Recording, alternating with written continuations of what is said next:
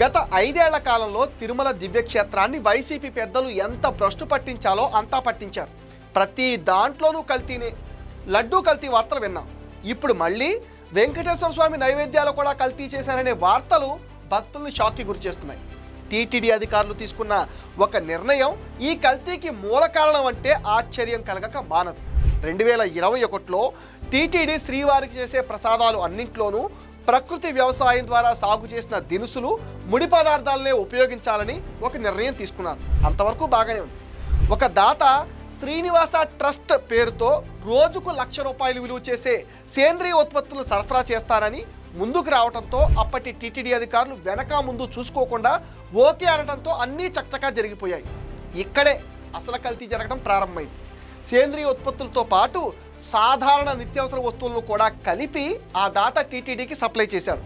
TTD అధికారులు ముడి పదార్థాల నాణ్యతను పరీక్షలు కూడా చేసేవారు కాదు. ఆ విధంగా స్వామివారి నైవేద్యాల్లో కల్తీ జరగడం మొదలైపోయింది.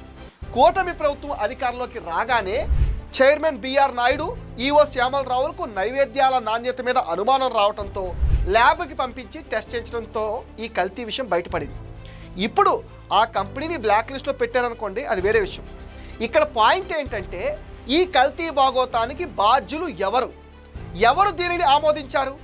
ఈ కల్తీ వస్తువుల దానానికి టీటీడీ 5,000 బ్రేక్ దర్శనాలు, 17,000 శుభదం, ఆర్జిత సేవా టికెట్లు దాతకు ఇచ్చిందంటే అప్పటి టీటీడీ అధికారులది ఎంత లెక్కలేంతనం. అప్పటి టీటీడీ అడిషనల్ ఈఓ ధర్మారెడ్డి ఈ సేంద్రియ ఉత్పత్తుల గురించి లెక్చర్లు ఇచ్చేవారుగా. ఆయన దీనంతటికీ బాధ్యుడు కాదా? ఆయనను విచారించొద్దా? ఎవరు ఏది ఇచ్చినా దాన్ని కళ్ళు మూసుకుని తీసేసుకుంటారా? టీటీడీ అంటే అప్పటి చైర్మన్, అడిషనల్ ఈఓల జేబు సంస్థ కాదుగా. అన్ని దర్శనం టికెట్లు ఎలా ఇస్తారు? బాధ్యత లేకుండా ప్రవర్తించిన వీళ్లను ఏమనాలి అసలు? దేవుడి మీద భయం, భక్తి లేకుండా తిరుమలను వ్యాపార కేంద్రంగా మార్చేసిన వీళ్ళు శిక్షార్హులు కాదా?